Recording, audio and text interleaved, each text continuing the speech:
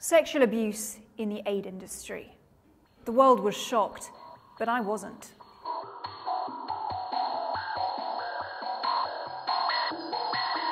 Alleged sex parties, sexual exploitation, even the rape of those aid workers were meant to be helping. I've witnessed firsthand the culture that allows this abuse to take place. And now the aid world is having its Me Too moment. I worked with the United Nations and the Red Cross in West Africa, the Philippines and Geneva, and I've seen with my own eyes that the industry has a problem with power. I thought back to my own experiences driving on the streets of Manila in one of those white United Nations SUVs. Women and girls came towards us. One of them, who appeared younger than the others, was pushed forwards. She was wearing a pair of high heels that she hadn't quite grown into yet.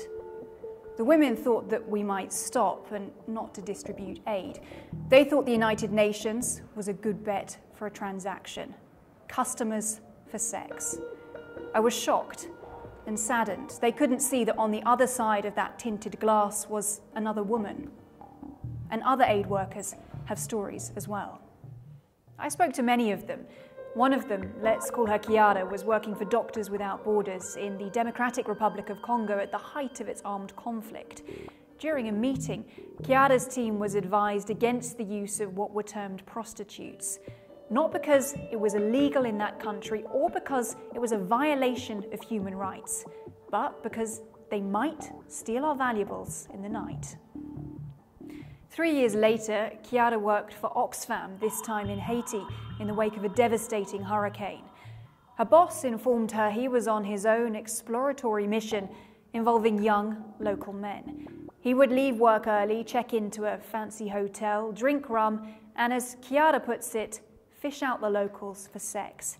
In fact, in Haiti at that time, the balance of power was so skewed, it would be difficult for anyone to say no.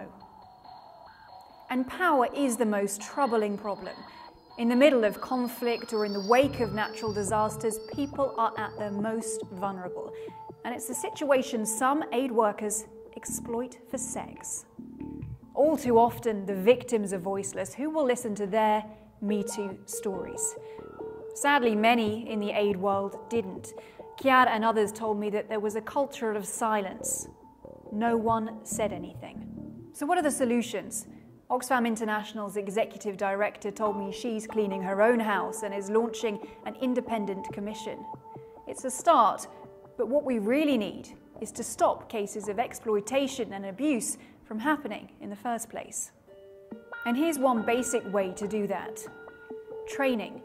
I remember my own UN security training course. When our class was asked who had faced sexual harassment in the field, every woman's hand in the room went up. So that evening, the women were invited to sit in a circle, share our experiences, and talk about ways to make ourselves less vulnerable. And the men? The men were invited to make use of the bar.